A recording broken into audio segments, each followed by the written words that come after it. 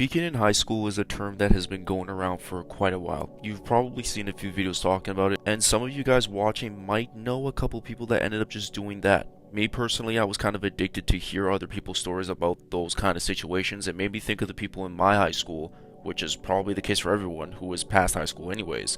But what does that stuff have to do with the content I create? This is how.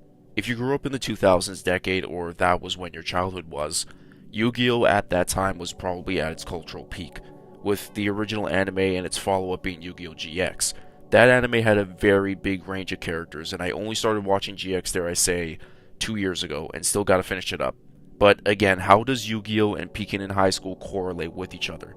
This is where we bring in a major support character, and me personally, my favorite character in GX, Ryo Marufuji, or Zane Truesdale if you watched it in the dub. Now let's explain some of Michael's backstory. There are 3 dormitories in Yu-Gi-Oh! GX named after the famous Egyptian god cards. You had Slifer Red, Ra Yellow, and Obelisk Blue. There is another backstory to that with the original anime and all that, but for long-tenured Yu-Gi-Oh! Fans, y'all probably know the context to it. Anyways, Obelisk Blue was the highest level of Duel Academy, which is pretty much high school for dueling for those who don't know. Ryo was the guy that just never had a flaw in his game. His deck was insane at the time, it just seemed perfect. He even beat the main character Judai, and it's not like it was a close battle, it was straight belt to ass. Now, he did suffer a loss before the stuff I want to talk about, but that loss was complete BS. He chose to sacrifice himself over Sho, his little brother, and Ryo was going to win the duel maybe, but he was willing to lose to save him. He came back eventually and he didn't die. But either way, he didn't really duel much afterwards, and his best duel during that time was his graduation match with Judai, which ended in a draw, that being their rematch. Ryo entered the pro leagues for dueling and was on a 10-match win streak, but the duel next would change everything for him. Now, entering the next season, we introduced ourselves to a character named Ito Phoenix. His story and his purpose to GX at this time had a bigger picture than what this duel was, but for Ryo, this meant everything to him. Ryo, like I said, was on a 10-duel win streak, but Phoenix was on, I believe, a 15 or 20 duel win streak. After rewatching that duel, it felt like Ito was toying with Ryo, switching his Cyber Twin Dragon to attack and defense mode over and over again, and Ryo took damage from Power Bond for the first time ever. The duel itself is entertaining, don't get me wrong, but it felt like a mockery in what Ito said, which was his fate was already sealed before the duel, or whatever it was came to fruition. After this match, Ryo got a taste of what it was like outside of Duel Academy. Suffering this loss would put him in a dark place and depression itself. It destroyed him mentally and proceeded to lose 10 straight matches, demoting him into the minor leagues, which is something that we would never hear of, especially if you know about who Ryo really is, and losing almost everything he had in the real world. Not everyone's story is like this, but it does seem relatable in some form or fashion. Now, this is where things change for the foreseeable future. He meets someone by the name of Monkey Suriyama, who offers him a duel that has nothing to do with his affiliation in the pro leagues. Pretty much an underground duel. Ryo accepted, and let's just say he needed this more than anything. But this wasn't just a normal duel. When the electrodes were in place, Ryo has another perspective as to how the world is. His opponent was Mad Dog, which I'm not getting into the stuff about his dub voice, first of all. Nobody in the audience cared if Kaiser was this perfect student or if he is on a losing streak. Mad Dog perfectly schemed a plan against Ryo's deck.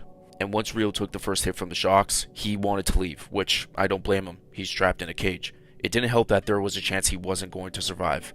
Each hit he took, the audience took pleasure in. Again, Mad Dog was absolutely destroying him with his acid deck, which is a great counter deck for Ryo's Cyber Machine deck.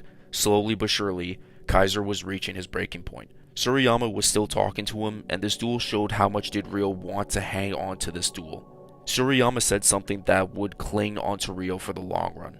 Unless you gain victory, you won't be able to survive. That is exactly what it felt like when Ryo was in this duel. The audience didn't care if he was badly hurt or not, and honestly, you had to feel bad for him. He was the guy that had a set of principles in his dueling no matter what.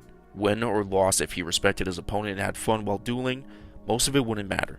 It's not like the guy lost in Duel Academy anyways, but this being his introduction to the real world was cruel. But in reality, it was needed. Ryo's life was in the balance, and the thought of losing crept into his mind, and that was when he had to throw everything away for the sake of survival. He activated Power Bond to bring his Cyber and Dragon onto the field, which pretty much means he would have to win the duel on this turn, because if he didn't, he would lose because of Power Bond's effect. Mad Dog activated a trap card Slime Hole that basically doubled his life points and destroyed Cyber and Dragon. All seems to be lost. But Ryo had a backup plan, but maybe it was the main one all along. On his first turn, he activated the card Time Capsule, which you can choose any card in your deck, and in 2 or 3 turns, that card will end up in your hand as long as that magic card isn't destroyed. The card he ended up putting in the Time Capsule was Overload Fusion, but once Cyber End Dragon was destroyed, Ryo decided to make the choice that would determine his survival, throwing everything away for the sake of victory, which he ultimately had to. His duel with Ito changed everything for him, and finally, his breaking point was reached, and only cared about victory, even if he had to snatch it from Mad Dog's pocket. Overload Fusion activates the last monster he could possibly use, Chimera Tech Over Dragon. The card needed a sacrifice of 2 or more machine monsters that includes a Cyber Dragon, that being on the field, and other materials in the graveyard. Ryo had 6 monsters he could use for the summon. The dragon had 4,800 attack points, and Ryo finally got a hit on Mad Dog. He said he was going to end things on this one final turn, and again, he had to. And Chimera Tech had an effect that could help him do just that. With those 6 monsters he used, Chimera Tech could attack as many times as the amount of monsters used for it to be fusion summoned. Again, that being 6. There's no confirmation, but I'm using this as my headcanon. Ryo killed Mad Dog. I don't think there's any other way to interpret it. We never saw him again, and for good reason. And that very moment, a new version of Ryo Marufuji was born. Hell Kaiser. Now, if you are wondering where the term Kaiser came from, that's pretty much him being this perfect student in Duel Academy. He earned the nickname. No longer was his obelisk blue outfit, and now wearing a black jacket along with a belt that had the letter R on it, for his first name. His little brother was shocked, to say the least. As time went on, Ryo was seemed to be the absolute edgelord that was willing to put people in hospitals.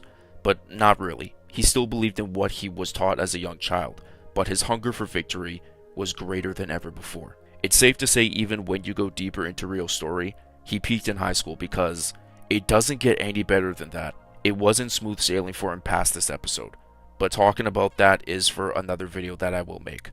Let me know in the comments what you guys think of this video, and also what do you think of Ryo's character arc, and if he's one of your favorites in Yu-Gi-Oh! GX. Be sure to leave a like on this video to help it reach the YouTube algorithm, and subscribe for more content like this in the near future, and I'll catch you guys in my next video.